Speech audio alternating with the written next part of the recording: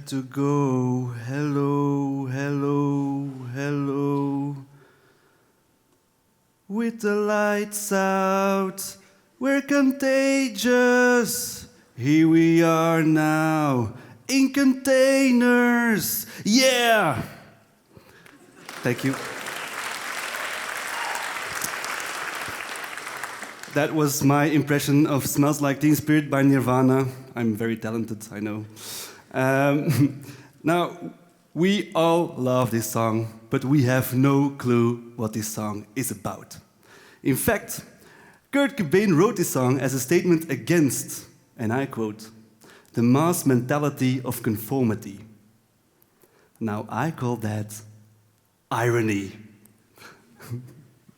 So what causes us all to sing along these songs that don't make any sense, or words that don't make any sense? Well, apparently, we love the melody. It's all about the melody. We don't care about the lyrics. It's the melody that has much more impact.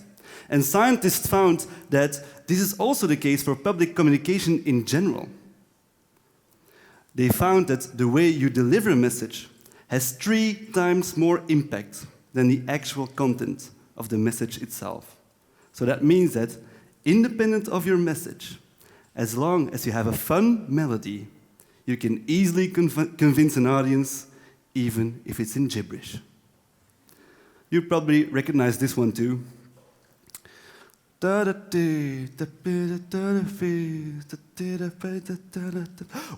Gangnam Style. We don't care about the lyrics, we only care about the melody. Now, I've experienced this myself. For the past 5 years, I've been conducting research on creativity and innovation. And I think my most important finding is that we have so much knowledge on creativity and innovation. But this knowledge keeps getting stuck in the basements of our universities. It's just lying there. And at the same time, creativity and innovation are the real buzzwords of our time, right? I mean, how often do you hear those words used by managers, by politicians? Even my mom talks about innovation. It is.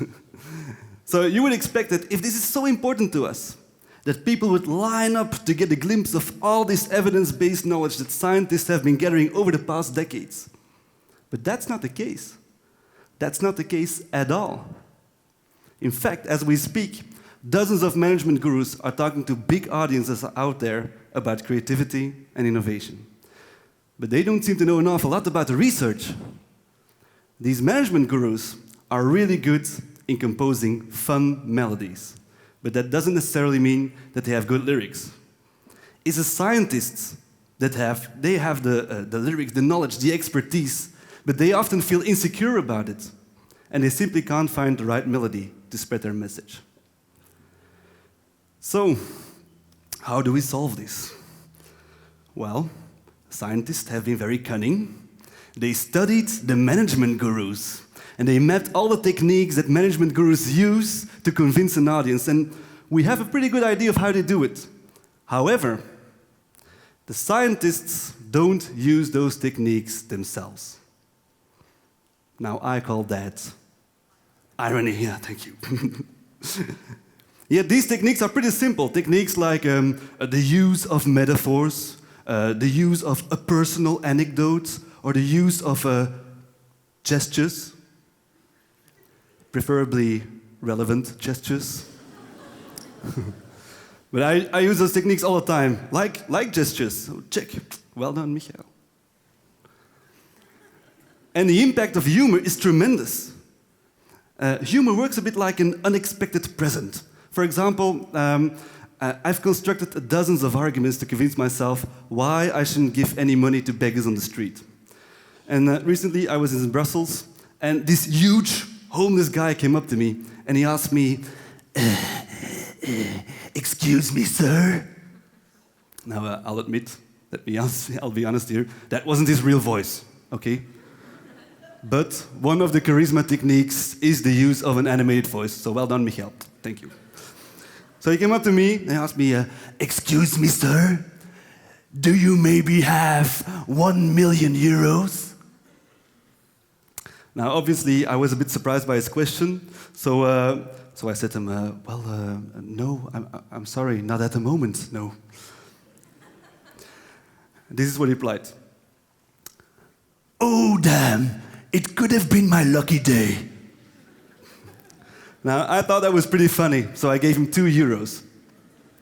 See what happened right there? I didn't even think of all the arguments I would usually come up with. Instead, this guy gave me an unexpected present, and I gladly paid him €2 for that. And there you have it. That was a personal anecdote.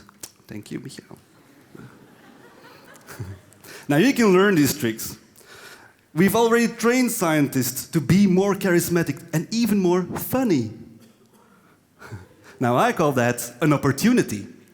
If we can train scientists and experts the management guru tricks, if we can train them to be more convincing, more charismatic, to compose fun melodies, if we can do that, and we can, then I'm convinced that our evidence-based knowledge will finally break free from our university basements.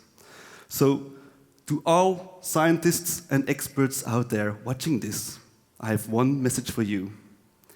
Here we are now, entertain us. Thank you.